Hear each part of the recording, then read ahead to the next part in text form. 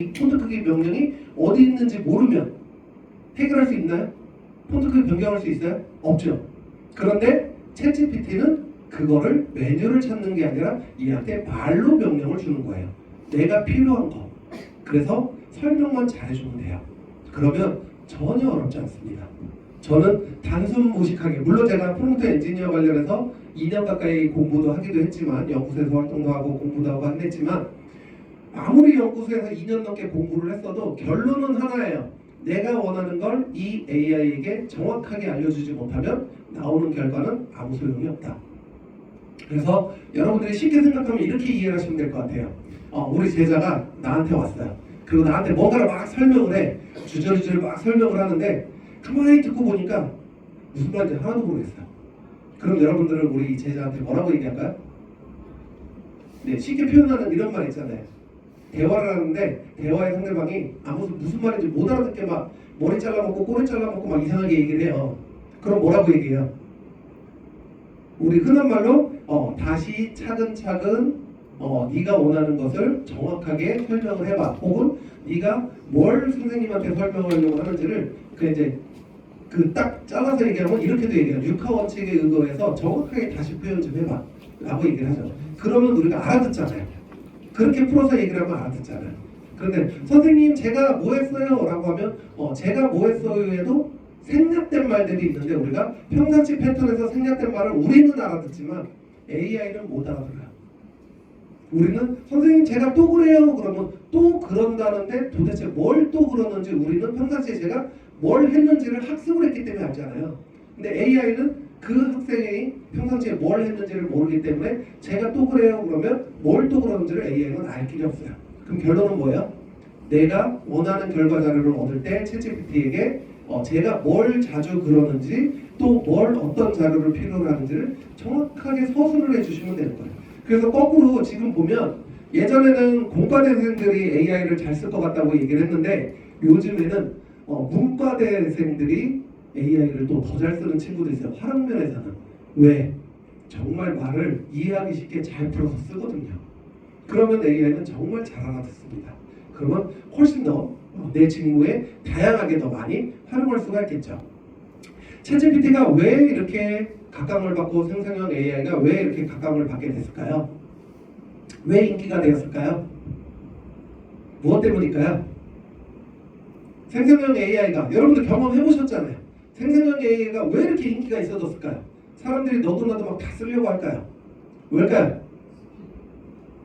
네, 스피드? 네, 또 뭘까요? 자유? 네. 네? 자신 있게 말씀해 주세요. 틀려도 괜찮아요. 네. 우리끼리인데 어때요? 네. 자료. 네. 또 뭘까요? 사실은 우리가 챗GPT를 사용하는 가장 큰 이유는 생산성을 끌어올려주는 겁니다. 생산성이 뭐예요?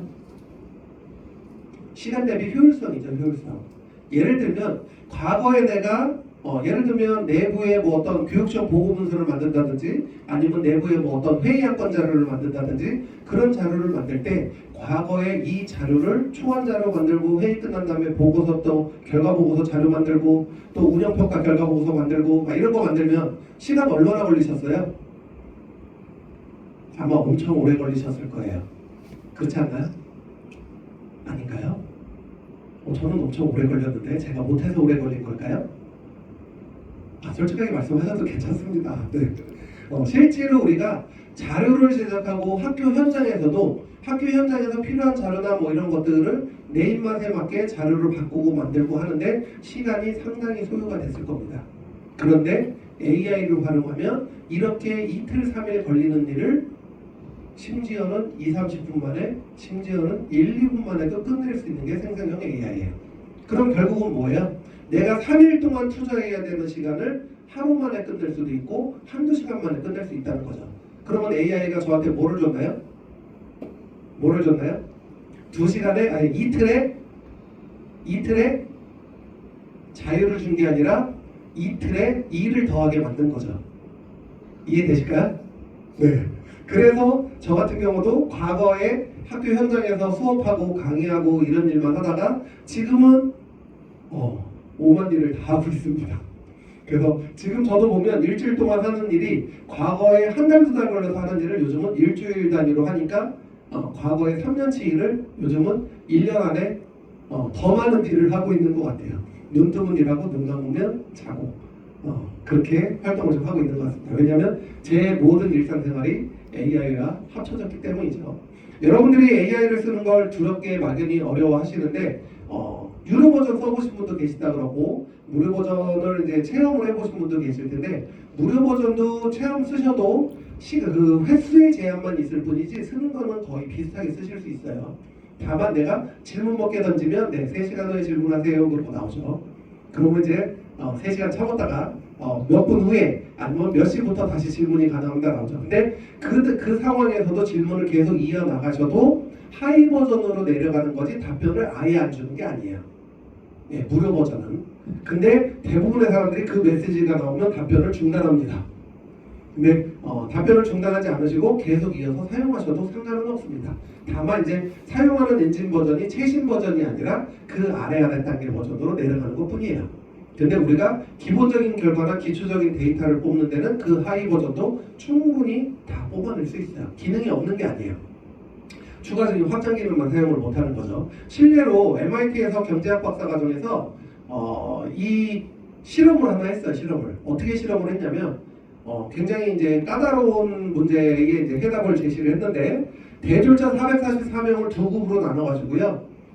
이메일, 짧은 보고서, 분석 계획 등을 작성을 하게 했어요. 근데 작성하는 이 두 그룹에 하나는 챗GPT를 사용하게 해서 문서 편집기를 쓰게 해주고 한 그룹은 문서 편집기만 가지고 작성을 하게 만들었어요. 그리고 시간을 30분을 줬습니다. 그리고 결과물을 받아서 평가를 했습니다. 결과가 어떻게 나왔을까요? 네, 저 이거 안 무겁게 해주세요. 아직 2권 남았어요. 네, 결과가 어떻게 나왔을까요?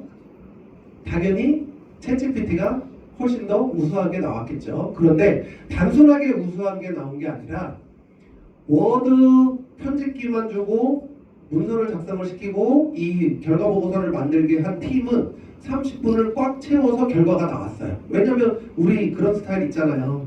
보고 직전까지 다듬고 끝없이 다듬잖아요. 그죠? 그런데 챗GPT를 사용한 팀들은 17분 만에 이 정도면 훌륭해 그러고 결과를 내버린 거예요. 그러면 시간만 줄인 게 아니라 결과물의 품질도 비교를 해봤을 때 사람이 단순하게 작업한 것보다 챗GPT의 도움을 받는 게 훨씬 더 결과물의 품질이 높다는 거죠. 여러분들 그거 혹시 알고 계실까요? 지금 현재 여러분들이 가르치고 있는 우리 학생들이 고등학교 1학년, 2학년, 3학년 이런 학생들이 여러분들이 내는 과제를 몇 프로나 스스로 하고 있을까요? 혹시 생각해 보신 적 있으신가요? 실제로 경험해 보신 분도 계실 텐데 여러분들이 숙제 검사하시다 보면 나오는 숙제의 패턴이 비슷하게 나오는 패턴들이 있을 거예요. 그게 요즘 학생들이 쓰는 챗GPT 사용법입니다. 뭐냐? 단순 무식하게 선생님이 내준 과제를 그대로 복사해서 붙여놓고 숙제해주세요, 과제해주세요. 이게 요즘 고등학생이 쓰는 현실이에요. 근데 제가 고등학교 현장 가서 학생들한테 교육을 할 때 이런 얘기 해도 되나요?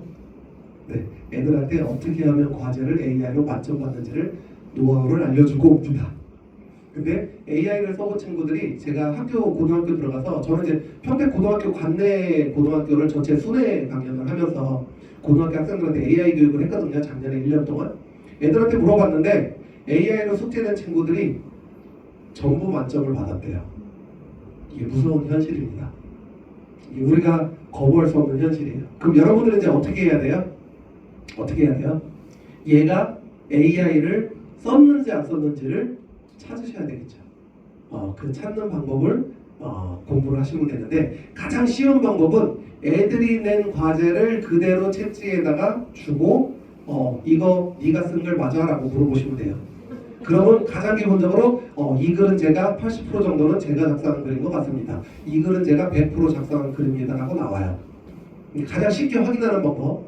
그런데 아이들이 챗지에서 뽑은 데이터를 자기가 손을 대서 가공을 하고 문장을 수정하고 내용을 변형을 하면 그 퍼센티지가 내려갑니다. 그러면 결과물이 훌륭한 결과물이 나왔는데 AI한테 결과물을 뽑아서 손도 안 대고 제출한 아이를 100점 주는 게 맞을까요? 저는 아니라고 생각해요.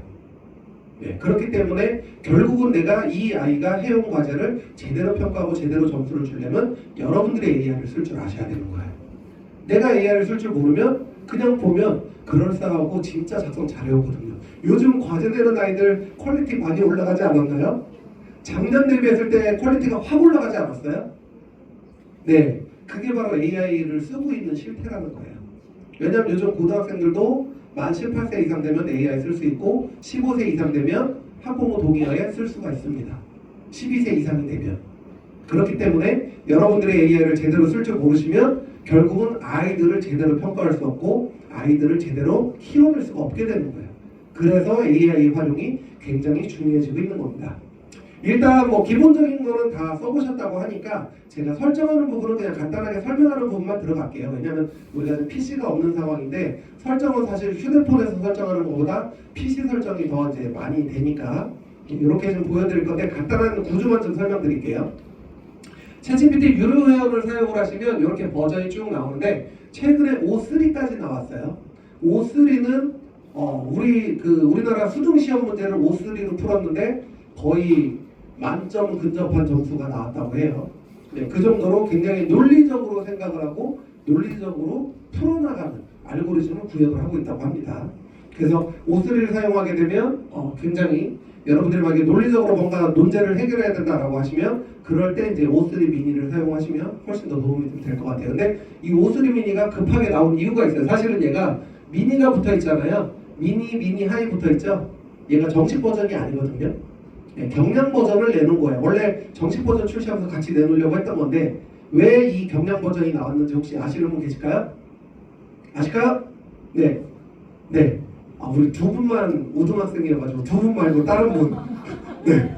왜 O3를 갑자기 느닷없이 출시했어요? 예고도 없이. 왜 나왔을까? 왜 나왔을까요? 네. 딥시크 어느 분이세요? 네. 한번 드릴게요. 이렇게 그냥 세 글자만 얘기하시면 선물을 드리는데 왜 얘기를 안 하시는 거예요? 이제 한 번 남았으니까 한 번은 이제 다음 시간에. 네. 자, 딥시크가 출연을 하면서 O3를 오픈 AI에서 급하게 내놨어요. 왜 급하게 내놨냐면 딥시크하고 경쟁을 하기 위해서 내놓은 겁니다. 혹시 여러분들 딥시크 써보셨어요? 네, 잘하셨어요. 쓰지 마세요. 제가 딥시크를 안전하게 쓰는 방법을 알려드릴 거예요. 딥시크를 기본 그냥 버전을 사용하시게 되면 이 딥시크가 현재는 검증되지 않은 프로그램이라고 해서 우리나라에서도 조금씩 딥시크 메인 버전을 좀 차단을 시키고 있다고 해요. 사용을 못하게. 왜 그러냐면 내가 나누는 대화가 나한테만 존재를 해야 되는데 이 딥시크 서버를 넘어가는 거예요. 근데 문제는 이 딥시크 서버가 어디 있는지 아세요? 중국에 있어요.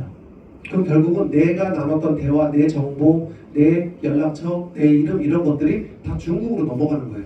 그럼 중국 넘어가면 우리 어떻게 돼요? 데이터가 누구한테 어디로 어떻게 팔려갈지 몰라요. 그렇기 때문에 딥시크를 되도록이면 사용을 좀 자제하라고 얘기를 하는 거고요. 지금 현재 좀 이따가 제가 알려드리는 딥시크는 사용을 하시면 이 딥시크 서버가 어디 있냐면 미국에 있어요. 네, 그래서 조금은 안전하게 쓰실 수가 있습니다. 그래서 이제 이런 버전별로 이 특징을 좀 이해를 하시면 될 것 같고요. 사실 우리가 이 버전별로도 이게 하나하나 설명드리면 사실 이 버전만 가지고도 1시간 강의합니다. 그런데 이제 이거는 여러분들이 제일 많이 쓰는 거는 단순하게 빠른 응답을 원한다 그러면 GPT-4 옴니 쓰시면 되고요. 나는 매일 아침 아이들한테 시 한 편을 읊어주고 싶다라고 하면 작업 스케줄을 쓰시면 일정 예약을 쓰시면 되고요. 논리적으로 뭔가 문제를 풀어야 되고 명제를 풀어야 된다라고 하면 O1, O3를 쓰시면 돼요. 네, 간단하게 이해되실까요? 그래서 내 목적에 맞는 버전을 사용하시면 됩니다. 그리고 모든 명령은 다 말로 하기 때문에 쉽게 내가 원하는 것을 말만 잘하시면 돼요. 요즘 왜 옛날에 우리 그런 말 했잖아요. 어디 가서 뭘 해도 말만 잘하면 공짜.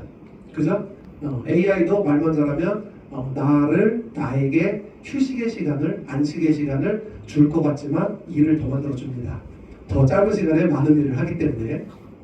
그래서 이제 이런 부분 설정 확인해 보시면 되고요. 우리가 챗GPT를 사용하면서 가장 많이 놓치고 가는 부분 중에 하나가 기본 설정을 어느 정도 좀 알고 가셔야 돼요. 왜냐하면 이 설정을 모르시면 얘가 제대로 내가 원하는 대로 작동을 안 하는 경우가 있어요. 특히나 우리 선생님들도 마찬가지지만 일반인들도 가장 많이 실수하는 것 중에 하나가 얘를 쓰다 보면 챗GPT가 정상적으로 답변이 쭈루룩 나와야 되는데 답변이 쭈루룩 안 나오는 경우 있어요. 막 이상하게 깨지고 나오고. 혹시 이거 해결법 아시는 분 계실까요? 해결법 아시는 분? 해결법 생각보다 굉장히 간단합니다. 네, 아무도 모르시면 뒤에서 알려드릴게요.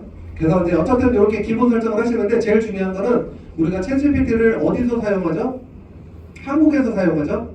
한국에서 사용하니까 기본적인 언어 설정을 혹시 우리 영어과 선생님 계실까요? 내가 영어에 자신 있다라고 하면 영어로 쓰셔도 상관없어요.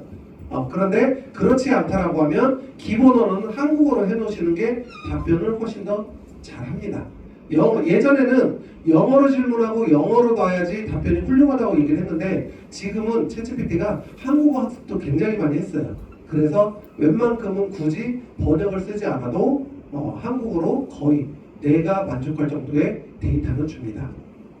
그리고 지금 챗GPT가 좀 이제 몇 달 됐죠. 메모리 기능이 생겼는데 이 메모리 기능 같은 경우는 굉장히 유용한 기능이에요. 뭐냐면 여러분들은 그 현직 선생님들이시니까 내가 가르치는 교육 분과가 정해져 있잖아요. 그러니까 더 쓰기가 좋은 거예요. 내가 진행하는 교육 분과가 정해졌다는 얘기는 뭐냐면 챗GPT한테 그쪽 분야로 특화를 시켜줄 수가 있다는 거예요. 내가 영어 전담 담당 영어 교과 담당 교사다라고 하면 얘를 영어 교과 담당 전문 교사 컨설팅으로 만들어서 내 수업을 보조하게 만들고 내가 국어 분과다면 국어 분과로 만들고 이렇게 만들어서 쓸 수가 있는데 그렇게 만들어 쓰는 기능들 중에 이 메모리 기능을 사용을 하게 되면 내가 평상시에 얘한테 자주 요청하던 학습의 패턴을 이 메모리에 기록을 해놓고 내가 원하는 스타일대로 예전에 처음에 질문을 할 때 질문을 막 한 500글자 막 이렇게 써서 질문했다라고 하면 학습을 몇 번 하고 나면 그 다음부터는 나 오늘 국어 몇 단원 무슨 과정 수업해야 되는데 간단하게 아이들한테 이 과정에서 활용할 만한 유머 좀 하나 만들어줘봐. 그러면 간단하게 내용 다 만들어줍니다. 그럼 이제 여러분들 들어가서 그 유머로 자연스럽게 풀어내시면 돼요. 네, 이런 식으로 그런 것들을 학습 패턴을 시킬 수 있는 게 바로 메모리 관리 기능이에요. 근데 이거 사용하는 거 굉장히 쉽습니다. 어려운 거 아니에요. 얘가 스스로 판단해서 우리 주인님은 사용자님은 이런 패턴을 가지고 이렇게 학습을 하니까 이런 질문을 할 때 내가 이렇게 답변을 줘야 되겠구나 라고 자동으로 학습을 해요. 그런데 내가 만약에 대화를 나누던 과정에서 이 결과값이 되게 마음에 들어요. 그런 경우 있잖아요. 여러 번 질문했는데 제대로 된 결과값이 마음에 들게 나올 때가 있고 마음에 안 들게 나올 때가 있잖아요. 그러면 그럴 때 여러분들은 한마디만 기록하시면 돼요.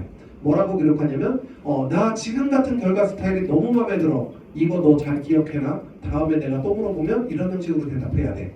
라고 얘기하면 얘가 그 말을 해석을 하고 그 결과값의 패턴 스타일을 메모리에 기록을 해놓습니다. 그러면 그 다음부터 여러분들이 물어보면 그런 패턴으로 답변을 줘요. 그래서 이 메모리 기능은 이제 그렇게 사용을 하시면 되고요. 사용하다 보니까 얘가 엉뚱한 답변을 하는 경우가 있어요. 그런 경우는 내가 원하지 않았는데 얘가 스스로 판단을 해서 이거는 반복적으로 질문을 하니까 내가 기록을 해둬야지 그러고 자동으로 기록해 놓은 것들이 있어요. 그런 것들은 이 메모리 관리하기에 들어가서 기록된 메모리를 확인해 보시고 필요 없는 내용들을 라인 단위로 기록이 되어 있기 때문에 지워주시면 돼요. 그러면 그런 답변을 안 합니다. 예를 들면 이제 그런 거죠. 너는 앞으로 나한테 나를 신우 선생님이라고 불러 라고 이제 메모를 시켜놨어요. 그리고 작업을 막 하다 보니까 신우 선생님 안녕하세요. 오늘은 무엇을 도와드릴까요? 이러는데 거슬리는 거예요 그게. 그러면 이 메모리 들어가서 신우 선생님이라고 기록되어 있는 부분을 그냥 찾아서 지워버리시면 돼요. 그러면 그때부터는 네 안녕하세요 이러면서 그냥 평범하게 답변을 하죠. 그래서 그런 패턴들을 여기 메모리에서 관리를 하시는 거예요. 그리고 말하기 기능은 여러분 혹시 보이스 채팅 써보셨나요? 챗GPT로? 챗GPT가 보이스 채팅뿐만 아니라 기능들이 굉장히 많이 생겼어요. 다양한 기능들이. 근데 이 보이스 채팅을 할 때 이 언어를 사용하는 언어를 코리아로 설정을 해놓으셔야지만 정확하게 한국어로 알아듣고 한국어로 답변을 합니다. 그런데 한국어로 해놓지 않으면 내가 한국어로 질문했는데 얘가 영어로 답변할 수 있어요. 그럼 영어 전담 선생님은 다 알아들으시니까 상관이 없겠죠. 그런데 저처럼 영어를 잘 못하는 사람은 무슨 말인지 못 알아듣겠죠. 그러면 언어 설정을 정확하게 한국어로 지정을 해보시는 게 좋습니다. 물론 영어로 답변해도 해결할 수 있는 방법은 있어요. 한마디만 하시면 돼요. 뭐라고 하면 될까요? 뭐라고 하면 될까요? 나 네 말 못 알아들어. 한국어로 다시 설명해봐. 한마디 하시면 돼요. 그러면 한국어로 번역해줍니다. 그런데 그렇게 제작업을 하는 시간도 아깝다라는 거죠. 기왕이면 한 번에 그냥 영어가 아닌 내가 알아들을 수 있는 언어로 한 번에 답변을 해주면 제일 좋잖아요. 그런 언어 설정을 여기다 해놓으시는 거예요. 물론 이제 목소리 종류도 남자 목소리, 여자 목소리, 뭐 젊은 목소리, 양양한 목소리 골라서 설정 가능하시고요. 데이터 계산 같은 경우는 기본적으로 요즘은 이제 이게 하도 이슈가 되다 보니까 디폴트 값이 꺼짐으로 되어 있을 거예요. 근데 이제 이게 뭐냐면 내가 나눴던 대화를 챗GPT가 학습에 참고하게 허락을 해줄 거냐라고 얘기를 하는 거예요. 그래서 여러분들은 되도록이면 그냥 꺼짐으로 넣고 쓰시는 게 좋습니다. 왜냐면 내가 어떤 질문을 어떻게 할지 나도 모르잖아요. 급한 상황이 생기면 질문을 여러 가지 할 수 있어요. 근데 뭐 예를 들면 내 개인사라든가 아니면 학교에 관련된 중대사라든가 아니면 대외비 내용을 또 대화를 통해서 결과물을 만들 수도 있는데 그런 내용이 챗GPT 학습이 되면 아직까지 정확하게 학습된 데이터가 누군가에게 어떻게 전달되는지는 검증된 바는 없어요. 그렇지만 얘가 학습을 했다는 얘기는 언젠가는 누군가가 비슷한 요청을 하게 되면 내가 만들었던 내가 질문했던 내용의 값을 다른 사람에게도 알려줄 수 있다는 거죠. 그게 노하우가 되니까. 그래서 꺼짐으로 놓고 쓰시는 게 좋은 거고요. 그리고 여러분들이 챗GPT를 누군가에게 내가 나눴던 대화 결과가 너무 좋아. 그러면 우리 뭐 국어분과 선생님들이 한 분이 아니잖아요. 그러면 여러분이 계시니까 이 국어분과 선생님들하고 이 나왔던 내용을 좀 공유를 하고 싶다. 그러면 이제 이 공유 링크를 사용하시는 거예요. 공유하기 링크를 사용을 하시는데 그거를 이제 이 관리 기능에서 관리하실 수가 있습니다. 그런데 이 공유 링크는 개인 버전만 외부로 공유가 되고요. 저처럼 팀 버전을 사용하는 사람은 외부로 공유가 되지 않습니다. 팀 내에서만, 보안 정책 때문에 팀 내에서만 공유가 돼요. 그래서 그거는 참고하시면 되고요. 그리고 여러분들이 어떤 결과물을 만들거나 뭐 이런 것들을 할 때 사실 저는 선생님들이 너무너무 부러워요. 학습에 관련된 자료가 종이책도 있지만 PDF로 다 제공이 된다고 들었어요. 맞나요? 네, 그러면 여러분들은 AI를 더 잘 쓸 수 있는 백데이터를 가지고 계신 거예요. 그래서 여러분들이 내가 만약에 뭐 예를 들어 국어 1학년 1-1과의 참고서를 PDF 파일로 있잖아요. 그럼 이 PDF 파일을 통째로 챗GPT한테 던져놓으면 얘는 그 교과서에 관련된 모든 내용을 나한테 1학기 내내 내가 필요한 내용을 그 교과에서 다 뽑아서 자료를 만들어주고 알려주고 합니다. 그래서 이렇게 사용을 하시게 되면 그러면 훨씬 더 유용한데 문제는 그렇게 PDF로 나오는 파일의 용량이 작지가 않아요. 그래서 이 작은 용량의 PDF 파일을 챗GPT에게 연결을 시켜서 사용하는 방법 중에 하나가 바로 이 드라이브 연결이에요. 그러면 내 구글 드라이브나 원드라이브에 대용량의 파일을 올려놓고 그 올려놓은 링크에서 첨부를 하게 되면 대용량의 파일도 얘한테 주고 학습을 시키고 결과물을 만들어낼 수가 있습니다. 그래서 이런 부분들도 활용할 수가 있고요. 또 만약에 나는 이거를 그냥 이 대용량 드라이브가 아니라 정말로 예를 들면 챗GPT 활용해서 GPTS도 만들 수가 있거든요. 근데 GPTS를 만들면 요거는 이제 GPTS 만드는 과정만 해도 이제 몇 시간 배우셔야 되는데 가장 쉽게 만드는 방법은 유료 버전 써보셨다고 하는 분들 계시니까 GPTS 혹시 만들어 보신 분 계세요? 요즘 명칭이 GPT로 바뀌긴 했는데 안 만들어 보셨죠? 네, 요 GPTS를 만들면 만들 때 프롬프트 쓰는 란이 있고요. 그 다음에 지식 데이터라는 란이 있어요. 그럼 이 프롬프트에다가 뭐라고 한 줄만 쓰시면 되냐면 너는 앞으로 사용자가 하는 모든 질문에 대한 답변을 지식 데이터베이스의 근거로 해서 모든 답변을 생성해라 라는 한 줄만 써놓으시고 여기에다가 뭐 국어분과 참고서 한 권 PDF 파일 쪼개가지고 올리시면 돼요. 뭐 용량이 커서 한 번에 안 올라가면 작은 용량으로 단원별로 PDF를 잘라가지고 올리시면 돼요. 나눠가지고. 그러면 나눠서 올리면 여러 개 동시에 다 올라갑니다. 그래서 이렇게 올려놓게 되면 그러면 그 다음부터는 이 GPTS를 내 전용 GPTS로 써서 내가 수업에 필요한 학습 자료 뭐 이런 것들을 내 교과서 범위를 벗어나지 않는 상태에서 모든 자료를 다 만들 수 있어요. 그렇게 만들어 쓰는 게 이제 GPTS입니다. 그런데 이렇게 대용량을 사용할 때 이제 그 용도를 이제 많이 사용을 하는 거죠. 그럼 이제 본격적으로 제일 중요한 거